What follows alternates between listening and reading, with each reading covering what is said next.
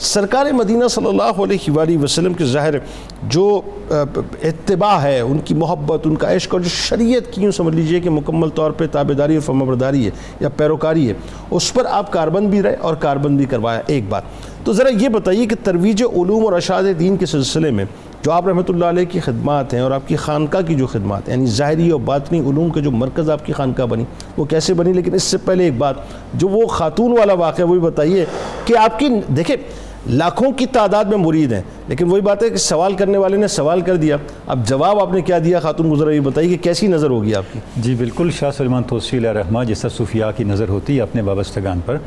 دیکھیں یہ جو لوگ ہوتے ہیں جنید صاحب، یہ کاسموسک ویژن کے ہم لوگ ہوتے ہیں. ان کی کائناتی نگاہ ہوتی ہے، کائناتی ویژن ہوتی ہے ہوتا ہے، اور اللہ رب العزت ان کو جو بصیرت عطا کی ہوتی ہے وہ عام لوگوں سے مختلف بڑھ کر ہوتی ہے. اسی لیے یہ کائنات کے اور انسانیت کے امام، مقتدا اور مرشد قرار پاتے ہیں. تو حضرت شاہ سلیمان توسی کی شخصیت میں بھی جنید صاحب آپ دیکھیں کہ آپ نے جو لوگ تیار کی، جس طرح لوگوں کی تربیت کی، شریعت، طریقت، احوال و کیفیات اور کردار، یہ کوئی پہلو ایسا نہیں جس کو آپ نے اگنور کیا. اور خلق خدا کے ساتھ وہ تعلق اور خلق خدا کے دکھ درد کو اس حد تک محسوس کرنا، اسے سکون میں بدلنا، جس طرف آپ اشارہ کر رہے ہیں کہ آپ حضرت خواجہ نور محمد مہاروی علیہ الرحمہ کے عرس پاک کی موقع پہ اپنے مرشد خانے میں تھے، تو ایک خاتون آپ کی خدمت میں حاضر ہوئی اور اس نے کہا حضرت آپ سے ہزاروں لاکھوں لوگ بیعت ہوتے ہیں، اور کوئی دن کو بیعت ہوتا ہے، کوئی رات کو بیعت ہوتا ہے، اور کوئی شخص آپ کے پاس چند منٹ سے زیادہ بیٹھتا بھی نہیں ہے. تو یہ قیامت کے دن کیسے ہوگا کہ آپ اپنے مرید کو پہچانیں؟ آپ نے فرمایا تم نے کبھی دیکھا ہے جب چرواہے اپنے بیڑوں کو چرانے کے لیے جاتے ہیں، 7 8 8 9 9 10 ہوتے ہیں اور سارے میں بیڑوں کو مکس کر دیتے ہیں.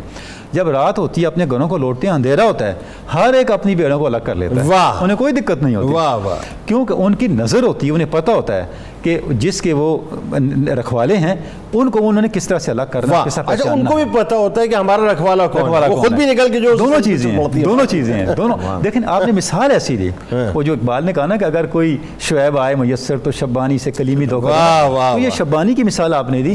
تو آپ نے فرمایا کہ اگر وہ پہچان سکتا ہے تو ایک صاحب حال اور صاحب نظر مرشد اپنے مریدین سبحان اللہ اور اپنے متوسلین کو کیوں نہیں پہچانے گا. تو جنید صاحب جو بنیادی خصوصیت ہمیں نظر آتی ہے آپ کی شخصیت میں، جس کو آگے آپ کے جو خلفاء تھے، پیروکار تھے، انہوں نے بھی کنٹینیو کیا، وہ شریعت کے اوپر غیر معمولی طور پہ عمل. کیا بات، یہ بڑی خاص ارشاد فرمایا کہ شریعت طریقت سے پہلے ہے اور اس کی بنیاد ہے.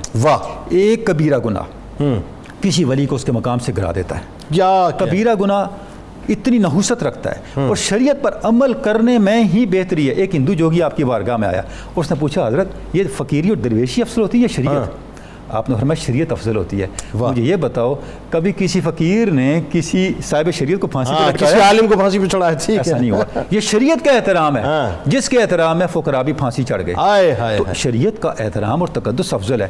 اور اس حد تک آپ دیکھیں کہ آپ کے جو پہلے خلیفہ تھے، آپ کے پوتے حضرت خواجہ اللہ بخش توسی علیہ الرحمہ، ان سے کسی نے پوچھا، چونکہ مشائخ تونسا جو تھے وہ نیلے رنگ کے تہبند استعمال کرتے تھے، کہ حضرت آپ کی نشانی نیلے رنگ کا تہبند ہے؟ آپ نے فرمایا نہیں، ہماری نشانی 5 وقت باجماعت نماز پڑھنا. اللہ اکبر. یہ وہ تربیت تھی جو آگے چلی. اچھا آپ کے 3 صاحبزادے میرا خیال ہے، آپ 3 صاحبزادے تھے. حضرت گل محمد صاحب آپ کے سامنے ہی، آپ ظاہری خواجہ معصوم صاحب بالکل آپ کے سامنے انتقال. یہ مطلب یہ بھی دیکھیں، یہ بھی ایک امتحان کا کیسا سلسلہ ہے. یہ بھی ایک امتحان کا سلسلہ ہے. باپ کے سامنے اس کی اولادیں چلی جائیں لیکن اس کے باوجود وہ مشن سے ڈیویٹ. وہ جو آپ کہہ رہے ہیں کہ کس طرح سے آپ نے نظام آگے چلا، یہ خاص طور پر ظاہری بات کا وقت آیا، آپ کے وصال کا وقت آیا، چونکہ آپ نے ذکر کر دیا تینوں صاحبزادوں کے انتقال کا، تو آپ کے پاس حضرت آپ کے جو شیخ کامل تھے ان کے پوتے موجود تھے اور کچھ مریدین تھے خاص، اور حضرت خواجہ اللہ بخش توسوی بھی بیٹھے ہوئے تھے. تو آپ اس پاس انفاس میں اتنے محو تھے کہ آپ کو دائیں بائیں کی کوئی کیفیت معلوم، کوئی خبر نہیں تھی.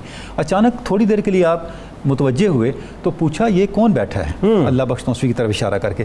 تو حضرت خواجہ محمد صالح آپ کے مرید خاص سے وہ بیٹھے تھے، انہوں نے فرمایا حضرت آپ کے پوتے ہیں، ان پہ نگاہ فرمائیں. آپ نے ان کی طرف دیکھا اور فرمایا وَنَفَخْتُ فِيهِ مِن روحی. یہ فیضان نظر تھا یا مکتب کی کرامت تھی؟ سکھائے کس نے اسماعیل کو آداب فرزند دی؟ جنید صاحب یہ وہ لوگ ہیں جنہوں نے صرف زبان سے علم نہیں منتقل کیا. حضور غوث پاک نے ارشاد فرمایا نا العلم یؤخذ من افواہ الرجال ولا من الصحف. علم اہل حق کی زبان اور منہ سے ملتا ہے، کلمات سے ملتا ہے، کتابوں سے صرف نہیں ملتا. جیسے ہی آپ نے یہ ارشاد فرمایا، کیا اس کا نتیجہ نکلا کہ آپ کے بعد آپ کی سجادگی کے اہل آپ کے پوتے حضرت خواجہ اللہ بخش